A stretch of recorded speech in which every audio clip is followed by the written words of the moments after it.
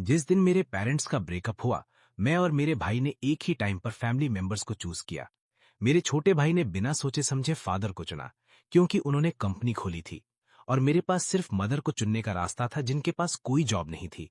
मैंने सोचा भी नहीं था कि एक मंथ बाद ही फादर की कंपनी डूब जाएगी। छोटा भाई अपने फादर के साथ भागता रहा ताकि कर्ज से बच सके, लेकिन मैं अपनी मदर के पीछे चला गया, जिन्होंने एक अमीर फैमिली में दूसरी शादी कर ली थी और वहां अच्छा खाना पीना मिल रहा था। मेरी लाइफ इतनी कलरफुल देखकर छोटे भाई को जलन हुई। उसने एक स्पेस यॉट चलाई और मुझे टक्कर मार दी। जब मेरी आंखें फिर से खुली तो मेरा दोबारा जन्म हो गया था, उसी दिन जब पेरेंट्स का डिवोर्स हो रहा था और भाई अलग हो रहे थे। मैं अभी भी यही कह रहा हूं, फैक्ट्री में फायदा नहीं हो रहा है। आप सिर्फ एक को ही पाल सकते हो। लिन ट्यान हर हफ्ते तुम्हारे साथ रहेगा। लिन हाओ मेरे साथ रहेगा, उसका शरीर मजबूत है तो वो मदद भी कर सकता है। लिन ग्वांग डोंग की आंखें यहां वहां होने लगी। अपने दो बेटों की तरफ देखने की हिम्मत मत करना लिन ग्वांग डोंग। आपकी कैलकुलेशन बहुत अच्छी है। मैंने सुना है कि आपकी फैक्ट्री टूटने वाली है। आप लिन हाओ को अपने मजे के लिए रखना चाहते हो और बीमार बच्चे को मुझे देना चाहते हो। मैं कह रही हूं ऐसा नहीं होगा। मुझे लिन हाओ चाहिए। लिन टैन तुम ले लो। पिछली लाइफ में भी यही हुआ था। पेरेंट्स एक दूसरे को मना कर रहे थे। उन्हें मैं नहीं चाहिए था। उन्हें सिर्फ लिन हाओ चाहिए था, क्योंकि वो मीठी बातें करता था और उसका शरीर मजबूत था। और मुझे कचड़े की तरह मदर के पास भेज दिया गया। आह। रिजल्ट ये हुआ कि मेरे फादर ने फैक्ट्री टूटने का सारा पैसा गैम्बलिंग में उड़ा दिया। सब कुछ खो दिया। लेकिन मेरी मदर ने डिवोर्स के थोड़ा टाइम बाद ही शहर के मशहूर रियल एस्टेट वाले लिन जिन हुआ से शादी कर ली। अचानक एक आवाज ने सबकी बहस रोक दी। मुझे मम्मी के साथ जाना है, मुझे मत रोको। मैंने तुरंत अपना सिर घुमाकर अपने पास बैठे भाई को देखा। उस वक्त मैं समझ गया, सिर्फ मेरा ही दोबारा जन्म नहीं हुआ है, लिन हाउ भी वापस आ गया है। लिन गोंग डोंग हैरान रह गया। क्या ये छोटा बेटा रोजाना उसके सबसे ज्यादा करीब नहीं था? लिन हाउ ने अपने फादर को नफरत से देखा, फिर अपना सिर झुकाया और जाओ माई की तरफ देखकर एक थकी हुई स्माइल दी। मम्मी, मुझे आपके साथ रहना है। मैं आपका बहुत ख्याल रखूंगा। जाओ माई इस अचानक बात से हैरान रह गई। फिर मेरे दिल में खुशी की लहर दौड़ गई। हाँ, तो फिर लिन ट्यान तुम्हारा हुआ। चलो मान लेते हैं। एक एक बच्चा दोनों के पास। फ्यूचर में कोई एक दूसरे से बात नहीं करेगा। लिन ग्वांग डोंग बस मना ही करने वाला था। पापा, मैं और आप। लिन हाओ ये सुनकर बस हंसने ही वाला था। फाइनली सब बदल गया और उसने मुझसे झूठ मूठ कहा, मुझे बुरा मत मानना। मम्मी की हेल्थ अच्छी नहीं है और उन्हें देखभाल की जरूरत है। तुम हमारे भाई हो।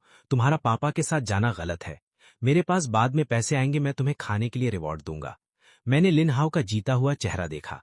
उसकी आंखों में एक हल्की ठंडी चमक थी। पिछली लाइफ में तुमने इसी चेहरे के साथ मुझे मार दिया था। इस लाइफ में मैं तुम्हारी विश कैसे पूरी ना करूं? वो लिन जिन हुआ बाहर से एक बिजनेसमैन लगता है, लेकिन अंदर से वो मर्द से नफरत करने वाला एक अजीब दिमागी मरीज है। पिछली लाइफ में मैं मरते मरते बचा था, जब तक वो मर नहीं गया। इस लाइफ में तुम देखोगे कि तुम्हारी हड्डियां तुम्हारे मुंह की तरह सख्त है या नहीं। जरूरत नहीं है। जब छोटा भाई इतना ख्याल रखने वाला है तो मम्मी की सेवा अच्छे से करे। ओके, ओके, जल्दी साइन करो। लिन हाओ ने पेपर लिया, साइन किया और अपना नाम लिख दिया। फिर उसने लिन हाओ को उठाया और बाहर निकल गया। बेटा चलो, इस गंदे आदमी से दूर चलें। लिन हाओ ने आखिरी बार मेरी तरफ देखा और एक अजीब सा मुंह बनाया। उसने बिना आवाज के अपने मुंह से कहा, सब भुगतेंगे। दरवाजा जोर से बंद हो गया। लिन ग्वांग डोंग ने अपने हाथ में पेपर देखा। उसका चेहरा गुस्से से काला पड़ गया था। फिर उसने अपना सिर घुमाया और मुझ पर चिल्लाया, क्या देख रहे हो, पनहूती बच्चे? मेरी किस्मत ही खराब है। तुम्हारे जैसे बोझ के साथ रहना पड़ रहा है। आज रात कुछ खाने को नहीं मिलेगा। पैसे बचाओ। फिर वो पीछे मुड़े बिना चला गया। मैंने अपने फादर की पीछे से देखा, जो सेलिब्रेट कर रहे थे। बिल्कुल, मुझे पता है लिन ग्वांगडोंग कैसा आदमी है। मतलबी, दिखावा करने वाला और गैम्बलर। लेकिन लिन हाउ ने सब कुछ कैलकुलेट कर लिया था। लेकिन एक चीज छूट गई। लिन ग्वांगडोंग पिछली लाइफ में बैंकरप्ट जरूर हुआ था। वो सच में गरीब है। लेकिन उन बुरे दिनों में भले ही लिन ग्वांगडोंग ने लिन हाउ के साथ अच्छा नहीं किया था, लेकिन 5 साल बाद उसकी किस्मत अचानक चमक गई थी। नशे की हालत में वो रास्ते पर एक औरत की जान बचाई थी, जिसे हार्ट अटैक आया था। उस औरत का नाम सू किंग है, जो क्यूशू ग्रुप की फ्यूचर चेयरमैन है, एक बहुत बड़ी बिजनेस वूमन। लिन हाउ ने लिन ग्वांगडोंग का पीछा किया, लेकिन क्योंकि वो सू किंग को पसंद नहीं करता था, क्योंकि वो उस वक्त स्ट्रगल कर रही थी और बीमार थी, उसने सू किंग की बहुत इंसल्ट की। यहां तक कि उसने सू किंग की जान बचाने वाली दवाई चुराकर पैसे के लिए बेच दी ताकि गेम्स खेल सके। रिजल्ट ये हुआ, सू किंग का दिल लिन फैमिली से उठ गया। आखिर में उसने सिर्फ लिन ग्वांगडोंग को थोड़े पैसे दिए और भगा दिया। इस लाइफ में फाइनली मेरे चेहरे पर एक असली स्माइल आई। सू किंग को सिर्फ एक जान बचाने वाले की जरूरत नहीं थी, उसे एक ऐसे इंसान की जरूरत थी जो उसे समझे और उसकी मदद करे, यहां तक कि उसका बिजनेस पार्टनर बने।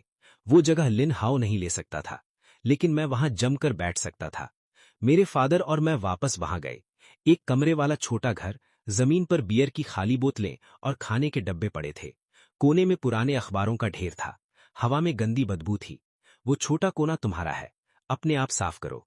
लिन ग्वांगडोंग ने उस कोने की तरफ इशारा किया। यूटिलिटी रूम में एक बेड रखा, फिर लिविंग रूम में बैठकर फोन निकालकर कॉल करने लगा। सिर्फ एक बेटा, आज रात 3 लोग हैं, एक की कमी है। फोन रख दिया। लिन ग्वांगडोंग की आंखों का गुस्सा चला गया। इसकी जगह गैम्बलर्स वाली एक्साइटमेंट आ गई। उसने पूरे घर में ढूंढा और अपनी आखिरी सेविंग्स निकाली। तुम्हें बाहर निकलना होगा, बड़े बच्चों की चिंता नहीं करते। जब भूख लगे तो फ्रिज में नूडल्स है। और दरवाजा जोर से बंद हो गया। मैं धीरे से हंसा। जाओ, जाओ और हारो। जब तक तुम सब कुछ नहीं हार जाओगे तुम बदलोगे कैसे? किस्मत का वो रास्ता जहां दुख कम करने के लिए शराब पीते हैं। मैंने घर साफ नहीं किया। इसकी जगह मैं लिविंग रूम में गया और उस दिन का अखबार उठाया। मेरी नजर अखबार के कोने में एक छोटी सी न्यूज पर पड़ी। क्यूशू टेक्नोलॉजी बंद होने वाली है। सू किंग, एक मजबूत औरत, मुश्किल में थी। बहुत से पार्टनर्स ने साथ छोड़ दिया था। मैंने दीवार की घड़ी देखी। शाम के 5:30 हो रहे थे। पिछली लाइफ की यादों के हिसाब से इस दिन की शाम को सू किंग कर्ज देने वालों से बच रही थी। वो शहर के वेस्ट साइड में अकेली जाएगी। लाओ वांग के बारबेक्यू स्टॉल पर थोड़ी शराब पिएगी। ये सोचकर मैं मुस्कुरा दिया। पापा, जब आपको गैम्बलिंग इतनी पसंद है तो बेटा आपको एक बड़ी गैम्बलिंग पर ले जाएगा। जल्द ही मैं शहर के वेस्ट में लाओ वांग बारबेक्यू पहुंच गया। मैं अंदर नहीं गया। इसकी जगह मैं स्ट्रीट के कोने में अंधेरे में खड़ा होकर चुपचाप देखने लगा। जल्द ही मैंने अपने फादर लिन ग्वांगडोंग को देखा। आज उनकी किस्मत बहुत खराब थी। शाम होने से पहले ही निकाल दिया गया था। उस वक्त वो बारबेक्यू स्टॉल की सबसे बाहर वाली टेबल पर बैठे थे। सस्ती बोतल, 2 स्नैक्स और पीनट्स की प्लेट लिए। सब उस पनहूती बच्चे की वजह से है। डिवोर्स होते ही पैसे डूबने लगे। इस वक्त एक काली मर्सिडीज बेंज चुपचाप रास्ते पर रुकी। दरवाजे खुले। एक औरत नीचे उतरी, एक कोने में गई और खाली टेबल पर बैठ गई। 10 लंबी स्कीवर्स और एक बियर बोतल। मैंने अपनी आंखें बंद की। मैंने सोचा मौका आ गया है। लेकिन आप डायरेक्ट जाकर रास्ता नहीं दे सकते। अभी सू किंग बहुत अलर्ट है। कोई भी जानबूझकर पास जाएगा तो उसे लगेगा कि कोई मतलब है। सबसे अच्छा रास्ता यह है कि लिन ग्वांगडोंग खुद मुझसे टकरा जाए। मैंने ऐसे बिहेव किया जैसे मैं बहुत टेंशन में हूं। जल्दी से लिन ग्वांगडोंग की तरफ भागा। आप यहां क्यों है? घर का पानी का पाइप फट गया है। मेरे अचानक आने से लिन ग्वांगडोंग बहुत गुस्से में आ गया। अगर फटा है तो फटने दो, तुम मुझे क्यों ढूंढ रहे हो? ओह! वो अचानक खड़ा हुआ, हाथ हिलाया और मुझे थप्पड़ मारा। मैं डर के मारे पीछे हटने का नाटक किया। ऐसा लगा जैसे मैं घबरा गया हूं। असल में मैंने एंगल पहले ही सोच लिया था। थप्पड़ नहीं लगा, लेकिन उसका पैर स्टूल से टकरा गया। वो पूरा इंसान पीछे की तरफ गिरने लगा और वो सीधे उससे जा टकराया जिसने अभी थामा हुआ था। सू किंग वाइन की बोतल लेकर आ रही थी। सू किंग को हटने का टाइम नहीं मिला और लिन ग्वांगडोंग उससे टकरा गया। सू किंग का पहले से कमजोर दिल इस धक्के से बैठ गया। उसका चेहरा तुरंत सफेद पड़ गया। वो अपने सीने को पकड़कर दर्द से चिल्लाने लगी।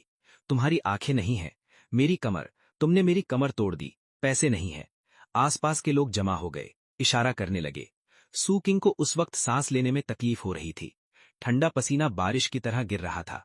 हाथ कांप रहे थे और वो अपने बैग से दवाई निकालना चाहती थी, लेकिन लिन ग्वांगडोंग ने उसके बेल्ट पर पैर रख दिया। तुम मरने का नाटक क्यों कर रही हो? वो ठीक नहीं थी। लिन ग्वांगडोंग ने पीछा नहीं छोड़ा। शराब के नशे में जब सू किंग बेहोश होने वाली थी और उम्मीद खो चुकी थी, मैंने अचानक शराब के नशे में धुत लिन ग्वांगडोंग को धक्का देकर दूर कर दिया। मुझे आपकी परवाह नहीं है। लिन ग्वांगडोंग हैरान रह गया।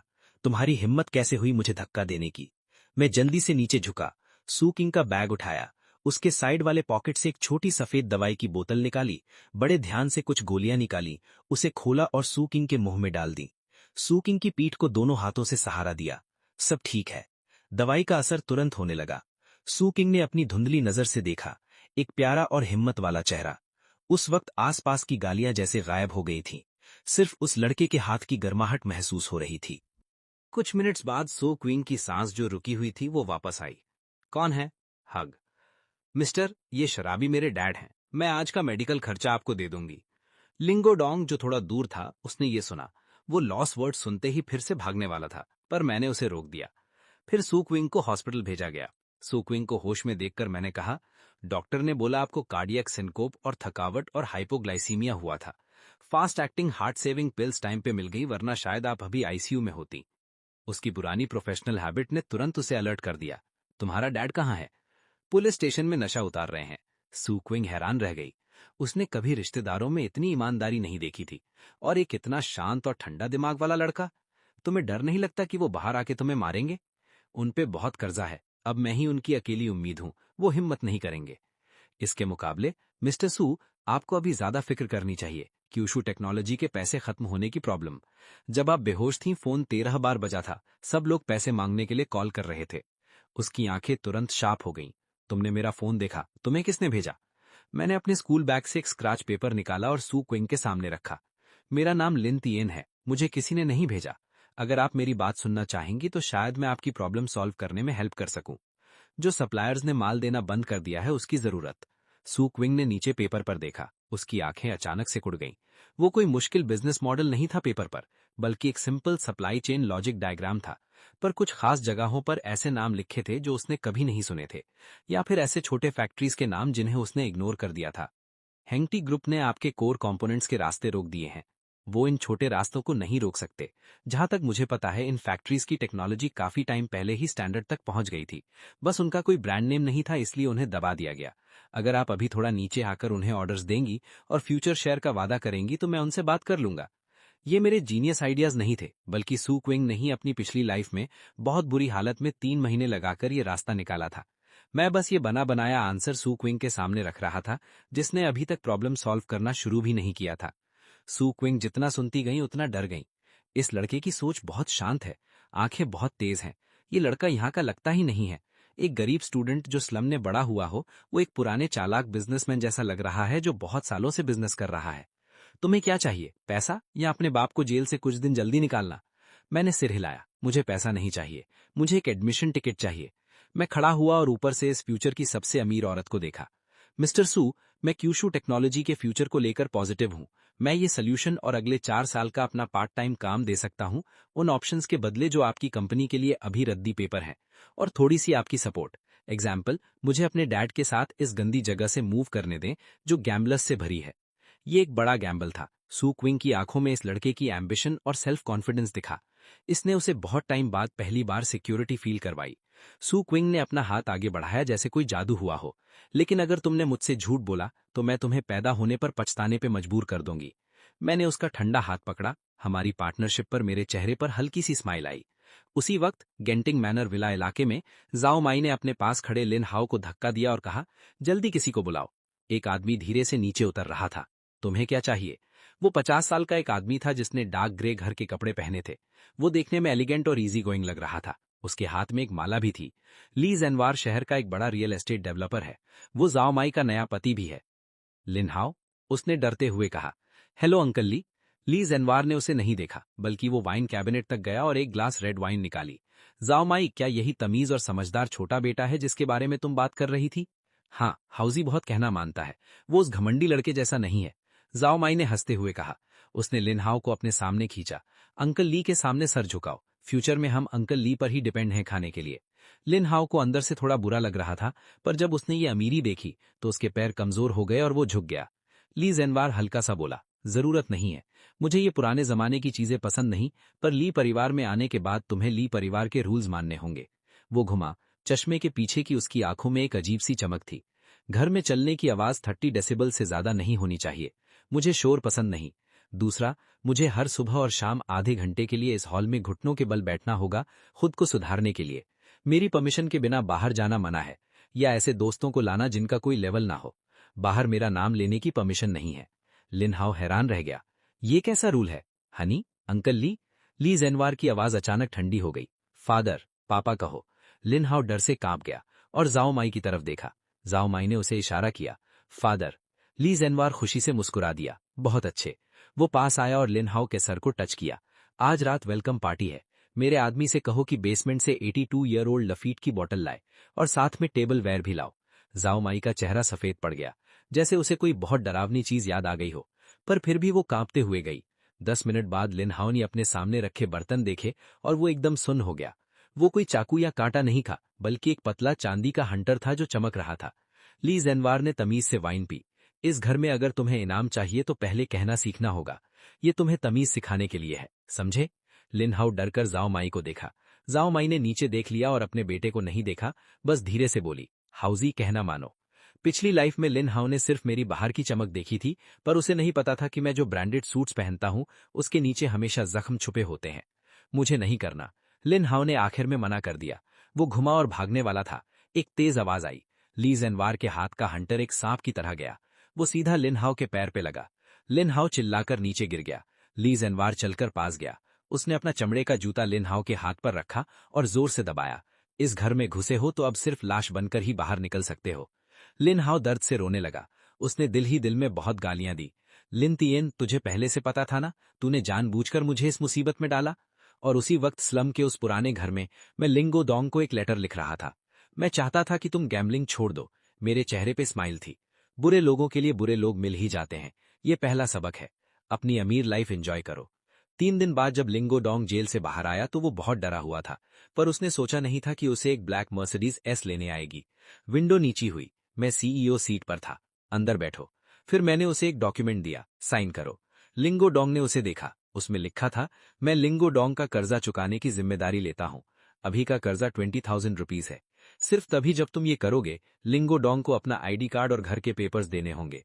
आगे का हर खर्चा मुझसे पूछकर होगा, और तुम फिर कभी जुआ नहीं खेलोगे, वरना मैं पैसे देना बंद कर दूंगा। ये तो तुम्हारे खिलाफ है। लिंगो डोंग को गुस्सा आने वाला था। ड्राइवर ने अचानक घूमकर उसे गुस्से में देखा। लिंगो डोंग तुरंत डर गया। ठीक है, मैं साइन करता हूं, बस तुम मेरा कर्जा चुका दो। लिंगो डोंग ने बड़बड़ाते हुए कार में साइन कर दिए। उसने अपने दिमाग में सोचा, पहले कर्जा चुका दो, फिर मैं देख लूंगा। कौन सुनता है तुम्हारी हैरी बॉय? कार जल्दी से नीचे एक कम्युनिटी में रुक गई। आज से तुम्हारी जिम्मेदारी है ग्रोसरीज खरीदना और खाना बनाना। मैं एक इंपॉर्टेंट प्रोजेक्ट प्रिपेयर कर रहा हूं, मुझे अकेला छोड़ दो। मैंने ये सेंटेंस बोला और स्टडी रूम में चला गया। 3 डेज की प्लानिंग के बाद जो ऑर्डर्स एचटीसी ग्रुप ने ब्लॉक किए थे वो पास हो गए। कुछ अंडरग्राउंड फैक्ट्रीज जिनसे मैंने कांटेक्ट किया था, वहां सीक्रेट प्रोडक्शन शुरू हो गई। और मैं क्या कर रहा हूं? मैं अपनी पुरानी लाइफ में सीखी हुई फाइनेंशियल नॉलेज यूज कर रहा हूं। अगर सूकिंग कंपनी के अकाउंट्स ठीक करती है तो मैं उन लूप होल्स को एक एक करके बंद कर दूंगा जो इनसाइडर्स ने खराब किए थे। पिछले कुछ दिनों से सूकिंग की आंखें मुझे ही देख रही हैं। पहले जो शक था वो अब हैरानी में बदल गया है।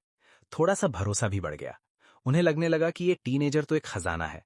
सिर्फ टेक्नोलॉजी और फाइनेंस ही नहीं, ये तो लोगों का दिल दिमाग भी समझता है। मगर पेड़ शांत रहना चाहता है, पर हवा नहीं रुकती।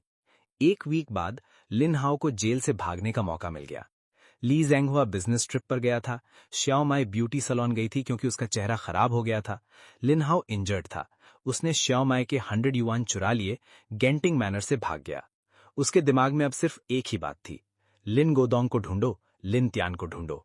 वो अब और बर्दाश्त नहीं कर सकता था कि ली ज़ेंगहुआ इंसान नहीं है। उसे हर रात जबरदस्ती घुटनों पर बैठकर रूज याद करने पड़ते थे। अगर एक वर्ड भी गलत बोला तो उसे बी लिखना पड़ता था। उसे मीट खाना था। ली ज़ेंगहुआ ने कहा कि मीट से लोग खुश होते हैं, इसलिए उसे सिर्फ उबली हुई सब्जियां खिलाई। लिन हाओ अपनी पुरानी याद पर गया। पुरानी लाइफ में लिन गोदोंग उसे यहां पास के एक रेस्टोरेंट में लाया था। एक बड़े सी फूड रेस्टोरेंट के दरवाजे पर उसने 3 लोगों को देखा जो अंदर खाना खाने जा रहे थे। वो मेरा लिन गोदोंग है, और जूकिंग की कंपनी की आज सेलिब्रेशन पार्टी है क्योंकि उनकी मुसीबत खत्म हो गई है। उसने खास तौर पर लिन त्यान और उसके पापा को डिनर पर बुलाया। इस वक्त लिन हाओ की हालत बहुत बुरी थी और उसने मुझे देखा। मैंने एक फिट कैजुअल सूट पहना था। मैं एलिगेंट जूकिंग के पीछे चल रहा था। हम दोनों बातें कर रहे थे और हंस रहे थे। हम बिल्कुल असली माँ बेटे जैसे लग रहे थे। लिन गोदोंग ने एक नया टैंग आउटफिट पहना था। हालांकि वो अभी भी थोड़ा डरा हुआ लग रहा था, पर कम से कम साफ सुथरा और अच्छा लग रहा था। लिन गोदोंग बोला, मैंने तो पहचाना ही नहीं। लिन हाओ ने यह देखा तो उसका दिमाग खराब हो गया। क्यों? जलन और दुख उसके दिमाग में भर गए। वो भाग कर आया और मेरा कॉलर पकड़ लिया। चिल्लाया, लिन त्यान, तुम मुझे धोखा दे रहे हो। तुम्हें पहले से पता था कि वो आदमी पागल है। तुमने जानबूझकर मुझे फंसाया। मैंने अपने पागल भाई को बिना किसी एक्सप्रेशन के देखा। उसे कॉलर पकड़ने दिया। मेरी आवाज ठंडी थी। मुझे नहीं पता तुम क्या कह रहे हो, वो तुम्हारी अपनी चॉइस थी। रोना है तो रो, पर खत्म करो। फिर लिन हाओ ने मेरा हाथ छोड़ा और जू किंग की तरफ देखा। वो अभी जू किंग को नहीं जानता था। उसे लगा शायद कोई अमीर औरत है जिसे लिन गोदोंग ने फंसा लिया है।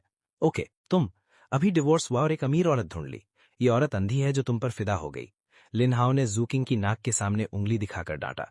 आंटी, इन बाप बेटे के चक्कर में मत आओ। ये गैम्बलिंग करते हैं और अब ये छोटे और गंदे लोग हैं।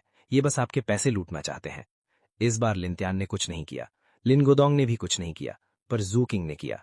जू किंग का चेहरा गुस्से से ठंडा हो गया और उसने लिन हाओ को देखा। क्या ये वही छोटा बेटा है जिसे तुम्हारी एक्स वाइफ ले गई थी? सच में इसके पास कोई तमीज नहीं है। उसने एक बहुत जोर का थप्पड़ मारा। लिन हाओ के मुंह से खून निकलने लगा। वो पूरा हिल गया। तुम्हारी हिम्मत कैसे हुई मुझे मारने की? क्या तुम जानती हो मेरे पापा अब कौन है? वो ली जैंगवा है। मानो या ना मानो, मैं उनसे कहकर तुम्हें मरवा दूंगा। लिन हाओ ने गंदा सा चेहरा बनाया। उसने ली जैंगवा का नाम लिया जो काम नहीं आया। ली जैंगवा के नाम से जूकिंग की आंखों में नफरत आ गई। बिजनेस की वजह से वो जानती थी कि ली जैंगवा कैसा आदमी है। एक ऐसा नया अमीर जो लोगों के घर तोड़कर ऊपर आया है। श्याओ माई की प्राइवेट लाइफ तो और भी गंदी है। जूकिंग हंसी, अपने बैग से एक बिजनेस कार्ड निकाला और लिन हाओ के मुंह पर फेंका। वापस जाओ और ली जैंगवा को बोलो मैं जूकिंग हूं। अगर वो अपने कुत्ते का ध्यान नहीं रख सकता तो मुझे उसका घर तोड़ने में कोई प्रॉब्लम नहीं होगी। हालांकि लिन हाओ को जूकिंग नहीं जानता था, पर उसने देखा कि वहां के गार्ड्स और वेटर्स कितनी रिस्पेक्ट दे रहे हैं, और लिन गोदोंग का चेहरा देखकर समझ गया कि उसने गलत जगह पंगा ले लिया है। लिन हाओ ने लिन गोदोंग की तरफ देखा और इमोशनल कार्ड खेलने की कोशिश की। मेरा टाइम बहुत बुरा चल रहा है। ली जैंगवा ने मेरी मम्मी को मारा और मेरा ध्यान नहीं रखा। मैं वापस आना चाहता हूं। मैं आपके साथ रहना चाहता हूं। लिन गोदोंग ने अपने बेटे को रोते हुए सुना। उसका दिल तुरंत पिघल गया। उसने देखा कि उसके बेटे को कितनी चोटें लगी हैं। उसने बहुत दुख सहा होगा। लिन गोदोंग आगे बढ़कर लिन हाओ को हक करने वाला था। मैंने लिन गोदोंग को देखकर मुंह खोला। क्या आप हमारी डील भूल गए? अभी आप जो भी पैसा कमा रहे हैं वो मैंने कमाया है। अगर आप इस एहसान फरामोश को वापस लाओगे तो मैं अभी चला जाऊंगा। इसे खुद पालो। क्या होगा जब ली जैंगवा को पता चलेगा कि तुमने उसके बेटे को चुरा लिया है? क्या तुम्हें लगता है तुम्हारी 2 टांगे काफी हैं तोड़ने के लिए? लिन गोदोंग के पैर पीछे हट गए। जिंदा रहने के लिए उसका सस्ता बाप वाला प्यार तुरंत खत्म हो गया। लिन गोदोंग ने अपने हाथ मले। उसने नजर चुरा ली। जब तुम्हारी मम्मी ने तुम्हें चुना था तो अब उनकी ही सुनो। बेहतर होगा तुम वापस चले जाओ। लिन हाओ को लगा जैसे उस पर बिजली गिर गई हो। उसने यकीन नहीं किया। वो बाप जो उसकी हर बात मानता था, अब पैसे और सुकून के लिए फुटबॉल की तरह लात मारती। उसने मुझे गुस्से से देखा। मैं आराम से अपने कफ्स ठीक कर रहा था। देखो, ये वही शॉर्टकट है जो तुमने चुना था। जू किंग ने गुस्से से हाथ हिलाया। भागो यहां से। कुछ सिक्योरिटी गार्ड्स आए, लिन हाओ को पकड़ा और बाहर खींचना शुरू कर दिया। मुझे छोड़ो। लिन त्यान, लिन गोदोंग, तुम लोग चैन से नहीं मरोगे। मैं वापस आऊंगा। मैं तुम्हें पछताने पर मजबूर कर दूंगा। लिन हाओ की गालियां दूर जा रही थीं। रास्ते के लोग देख रहे थे। बॉक्स के अंदर का माहौल थोड़ा सीरियस हो गया। लिन गोदोंग घबराया हुआ बैठा था। उसे लगा कि उसकी इज्जत चली गई। उसे अपने बेटे के लिए बुरा लग रहा था। उसने सर झुका लिया और कुछ नहीं बोला। जू किंग ने मजे से देखा। तुम्हें पता था वो आएगा? मैंने उन्हें चाय दी और कहा, मुझे नहीं पता था, पर मैं जानता हूं कि लालची लोग कभी सेटिस्फाई नहीं होते। वो फिर आएगा और अगली बार वो और पागल होकर आएगा। क्या तुम डर रहे हो? मैं हंसा। मैं डरता हूं कि कहीं वो ज्यादा पागल ना हो जाए। जब वो पागल होगा तभी श्याओ माई और ली जैंगवा टूट जाएंगे। 5 साल बाद क्यूशू टेक्नोलॉजी ग्रुप में एक लाइव ब्रॉडकास्ट हो रही है जो टेक्नोलॉजी की दुनिया को हिला देगी। मैं आराम से स्टेज के बीच में गया। मैं अब क्यूशू टेक्नोलॉजी ग्रुप का वाइस प्रेसिडेंट और चीफ स्ट्रैटेजी ऑफिसर बन चुका हूं। मुझे क्यूशू का प्रिंस माना जाता है। पिछले 5 सालों में न सिर्फ मैंने जू किंग की कंपनी से दुश्मन खत्म किए, बल्कि अपनी पुरानी लाइफ की यादों से मोबाइल, इंटरनेट और एआई में सही जगह पैसे लगाए। क्यूशू टेक्नोलॉजी की वैल्यू 50 टाइम्स बढ़ गई है। जू किंग चाइना की सबसे अमीर औरत बन गई है। आज का लिन गोदोंग, हालांकि उसके पास अभी भी कोई टैलेंट नहीं है, पर मेरे पापा होने के नाते बाहर लोग उन्हें लिन लाओ कहते हैं। वो बस घूमते हैं, चाय पीते हैं और पैसे खर्च करते हैं। उसी वक्त हाइचिंग के सबसे गंदे एरिया कॉलोन वॉल्ट सिटी के एक अंडरग्राउंड इंटरनेट कैफे में गंदा सा लिन हाओ वहां बैठा है। कंप्यूटर स्क्रीन पर प्रेस कॉन्फ्रेंस चल रही है। ये 5 साल उसके लिए नरक जैसे थे। ली जैंगवा ने उसे कभी इंसान नहीं समझा। पहले 2 साल तो सिर्फ मारपीट थी। बाद में जब ली जैंगवा का बिजनेस खराब हुआ तो उसने उसे पंचिंग बैग बना लिया। श्याओ माई ने खुद को बचाने के लिए उसे छोड़ दिया, बल्कि ली जैंगवा के साथ मिलकर उसे बुरा भला कहा। फिर वो स्कूल से निकाल दिया गया क्योंकि उसने गैम्बलिंग के लिए पैसे चुराए थे। ली जैंगवा ने मौका देखकर उसे घर से निकाल दिया। सारे पैसे बंद कर दिए। श्याओ माई ने चोरी से उसे कुछ $1000 दिए थे। लिन हाओ का चेहरा पीला पड़ गया। वो खिड़की से बाहर भागा। उन लोन शार्क्स ने कहा था, अगर आज रात पैसे नहीं दिए तो तेरा हाथ काट देंगे। लिन हाओ ने कांपते हाथों से फोन निकाला, एड्रेस बुक देखी। श्याओ माई ने उसे ब्लॉक कर दिया था। ली जैंगवा के पास जाना मतलब मौत। उसकी उंगली एक नंबर पर रुकी। वो नंबर ओल्ड थिंग के नाम से था। वो लिन गोदोंग था। पिछले कुछ सालों में उसने चोरी चोरी लिन गोदोंग से कांटेक्ट किया था। वो बूढ़ा नरम दिल का था। हालांकि वो कहता था कि उसे परवाह नहीं है, पर हर बार जब लिन हाओ रोता था वो उसे पैसे भेज देता था। पर ये पैसे गैम्बलिंग के लिए थे। लिन हाओ ने दूर क्यूशु बिल्डिंग की लाइट्स देखी। उसके दिमाग में एक गंदा प्लान आया। अगर सीधे तरीके से काम नहीं बन रहा तो टेढ़े से बनेगा। उसने वो नंबर दबाया। अभी कॉल कनेक्ट नहीं हुई थी। उसने जोर से अपनी थाइस पर पिंच किया ताकि रो ना आए। बचाओ मुझे, मैं मरने वाला हूं। फोन के दूसरी तरफ एक एंटीक शॉप थी। लिन गोदोंग चाय पी रहा था। उसके हाथ कांपने लगे। टी पॉट गिरने ही वाला था। कैसा है? तुम्हें क्या हुआ? तुम कहां हो? अपने पापा की परेशान आवाज सुनकर लिन हाओ के चेहरे पर एक स्माइल आई। ओह बुढ़े, अब तो मैं फिर से यूज करूंगा। अगर पैसे नहीं दिए तो अपने बेटे को गंदा बनते हुए देखना। आखिरकार ये तुम्हारा बड़ा बेटा है। लिन टियन ने मुझे ऐसा बनने पर मजबूर किया। एक पुरानी कपड़े की फैक्ट्री के एरिया में एक छोटी सी ब्लैक वोल्क्सवैगन कार फैक्ट्री के गेट पर रुकी। दरवाजे खुले। लिन गोदोंग ने एक ब्लैक अम्ब्रेला पकड़ी हुई थी और अपने हाथों में एक भारी भरा लेदर बैग दबाया हुआ था। वो घबराहट में नीचे उतरा। उसने धीरे से हाउजी को आवाज लगाई। फिर वो अंदर वाले गोदाउन की तरफ बढ़ा। 2 घंटे पहले उसे लिन हाओ का फोन आया था। लिन हाओ फोन पर बहुत जोर जोर से रो रहा था। क्यों? उसने कहा कि उसने कर्जा लिया है। यहां सब खा जाओ। अगर तुम 5 मिलियन लेकर मुझे छुड़ाने नहीं आए तो वो लोग मुझे मार देंगे। लिन गोदोंग बहुत डर गया था। उसने सूकिंग को कुछ नहीं बताया, इसलिए उसने चुपके से घर से कुछ कैश निकाला। उसने एक पुराना जेड पेंडेंट, कीमती पत्थर भी बैग में डाल लिया जो सूकिंग ने उसे दिया था। लिन हाओ ने अकेले ही गोदाउन का जंग लगा हुआ लोहे का दरवाजा धकेल दिया।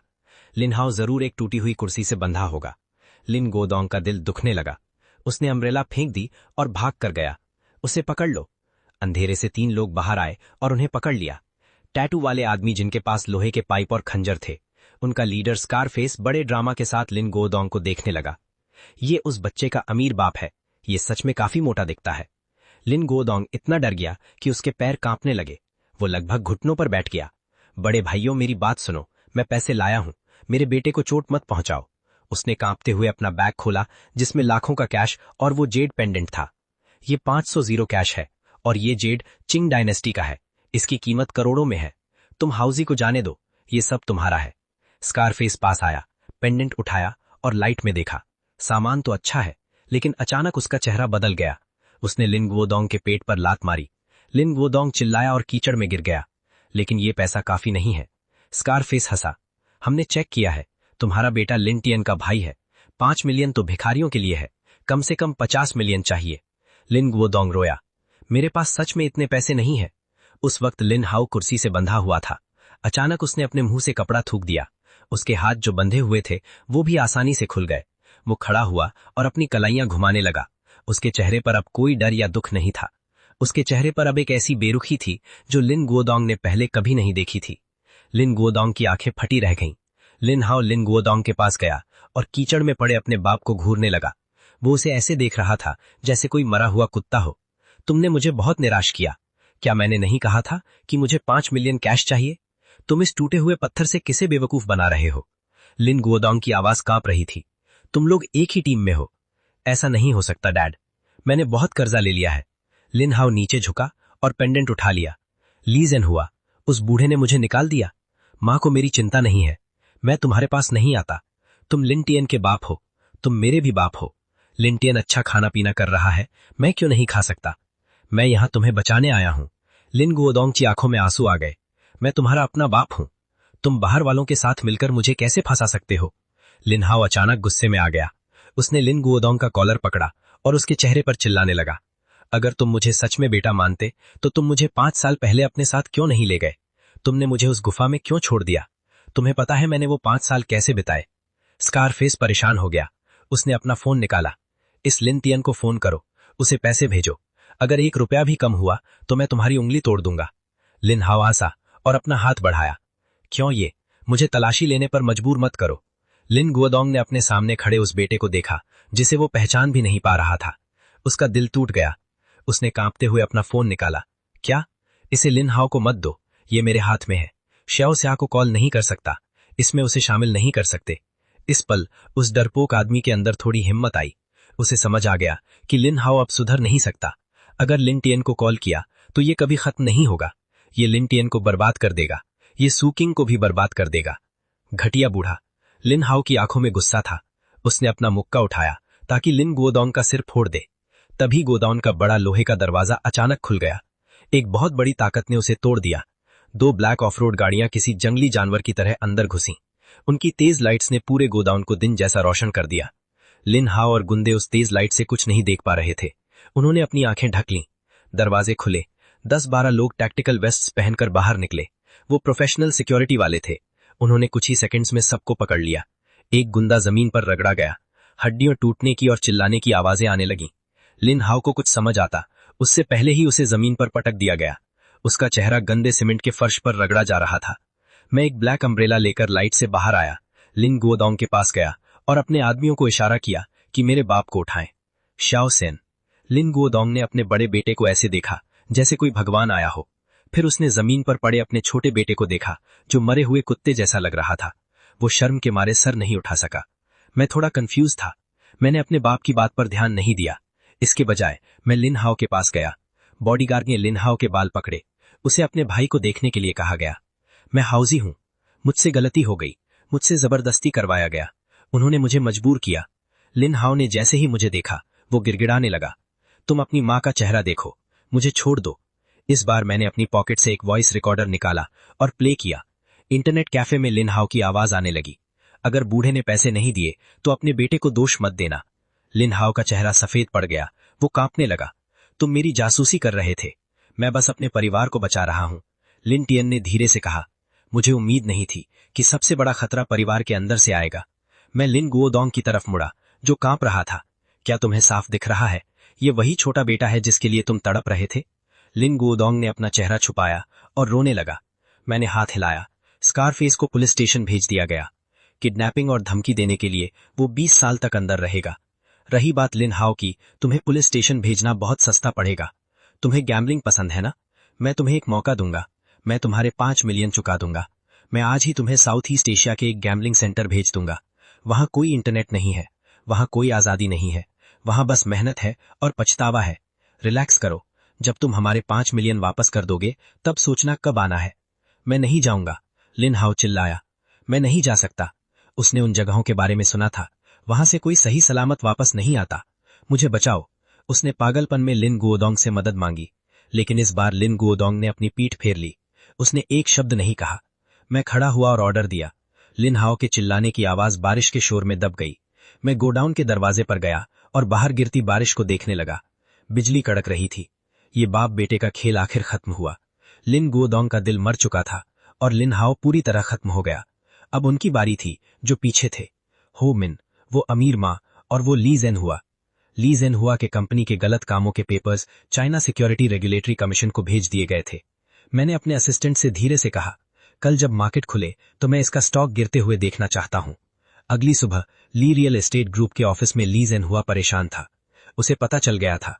वो कंप्यूटर स्क्रीन को देख रहा था। वो ग्रीन लाइन नीचे गिर रही थी। आज ही सुबह कमीशन ने उसके अकाउंट्स चेक किए। फिर मीडिया में खबरें आने लगीं। रिश्वत लेने और घटिया बिल्डिंग बनाने के स्कैम्स बाहर आ गए। सबूत पक्के थे। उसने जो रिश्वत दी थी उसकी रिकॉर्डिंग्स की बाहर आ गईं। ये हमला बहुत खतरनाक था। ये किसी आम दुश्मन का काम नहीं लग रहा था। ऐसा लग रहा था जैसे कोई बहुत सालों से उस पर नजर रख रहा हो। उसने उसकी सारी कमजोरियां ढूंढ ली थीं और एक ही बार में खत्म कर दिया। मुझे पता है ये किसने किया। ली जेन हुआ अपनी सेक्रेटरी पर चिल्लाया। सेक्रेटरी हकबकाते हुए बोली, सर, ये मैसेज ओवरसीज सर्वर से आया है। हम पता नहीं लगा पा रहे। और लिन टियन, जो सू किंग के पीछे की ताकत है, एक ऐसा लड़का जिसे बिजनेस वर्ल्ड का बुचर कहा जाता है। ली जेन हुआ को अचानक 5 साल पहले की बात याद आ गई जब जाओ माई ने लिन हाओ को लाया था।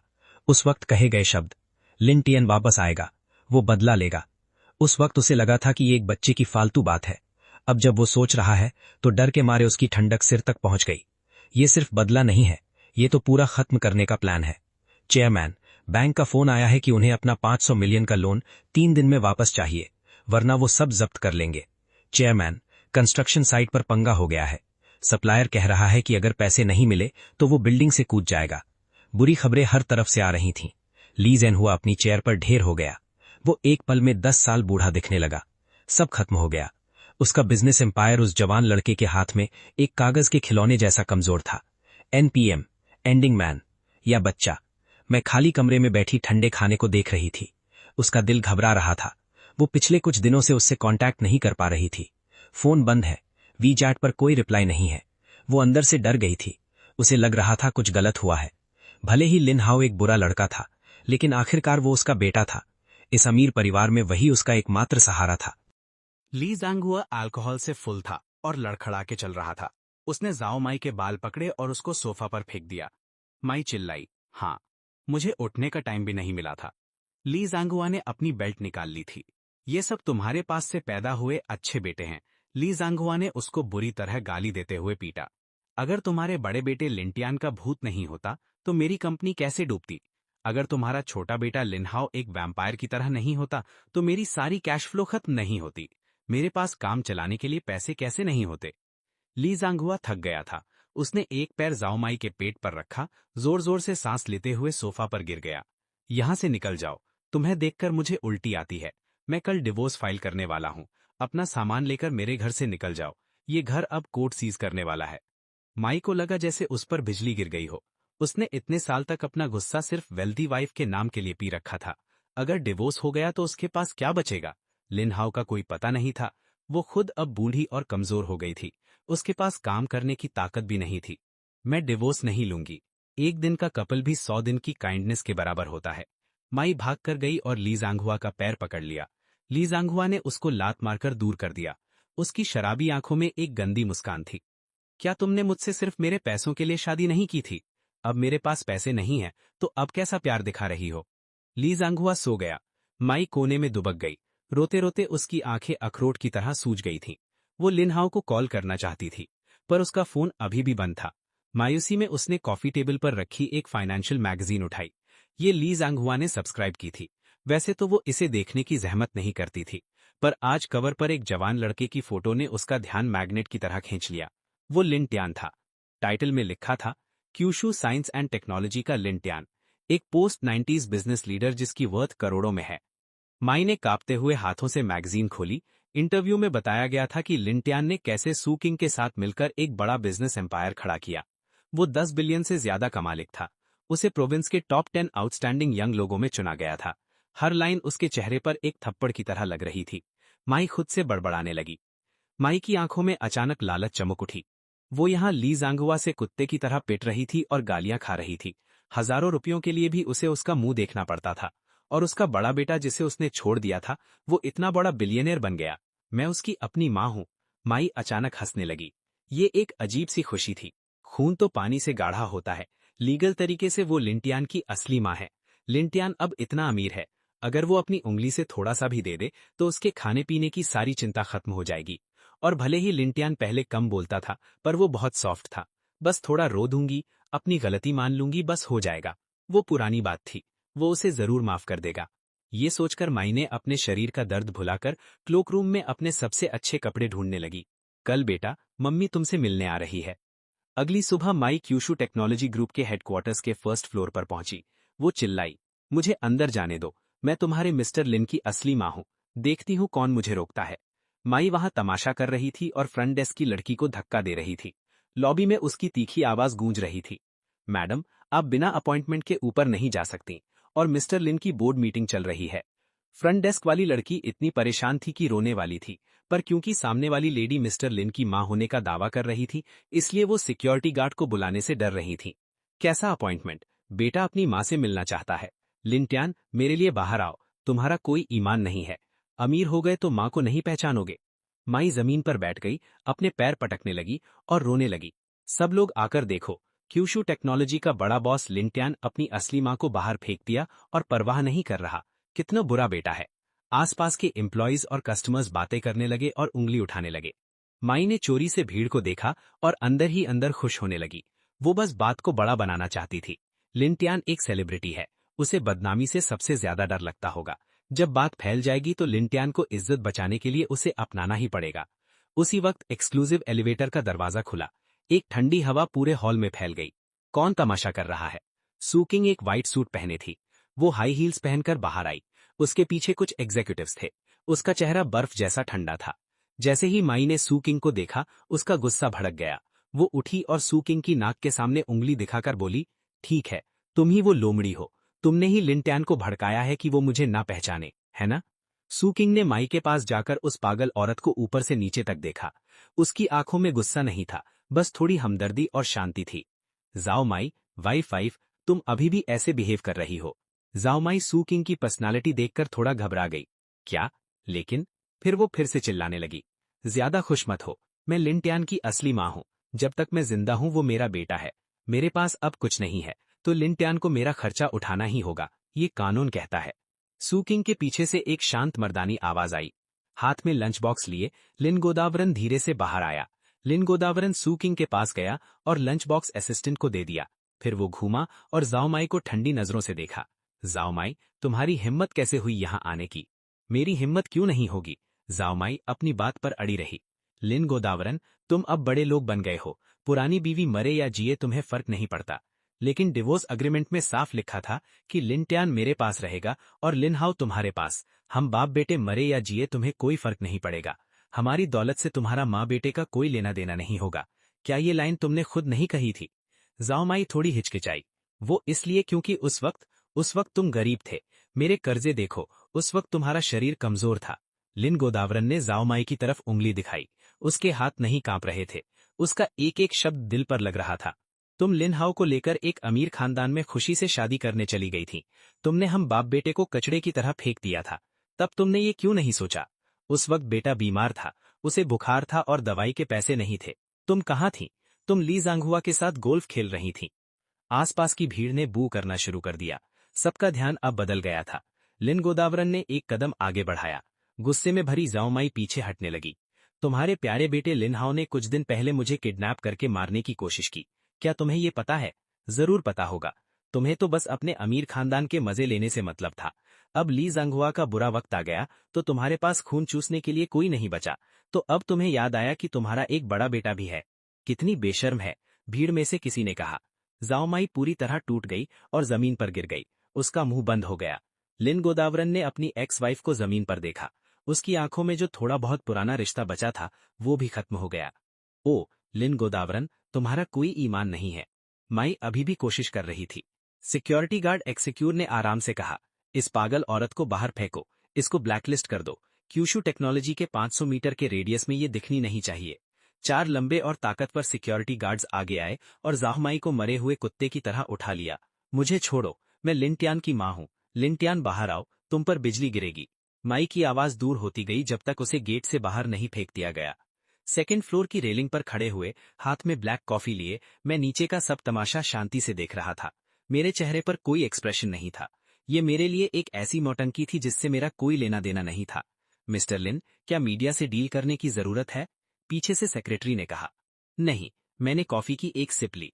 मेरे डैड का गुस्सा निकल गया, वही काफी है। मैंने गेट के बाहर की तरफ देखा, जहां वो कीचड़ में बैठकर रो रही थी। इस जिंदगी में मुझ लिन टियान के दिल में कोई शर्म नहीं है। मैंने दूसरों के लिए भी वही किया जो सही था। इस लंबी जिंदगी के लिए मैं तैयार हूं।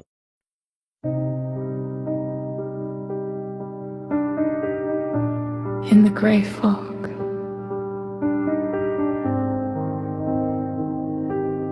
we praise the fool. Praise the fool beneath the silent dome. Grey fog curls where gods lost their throne.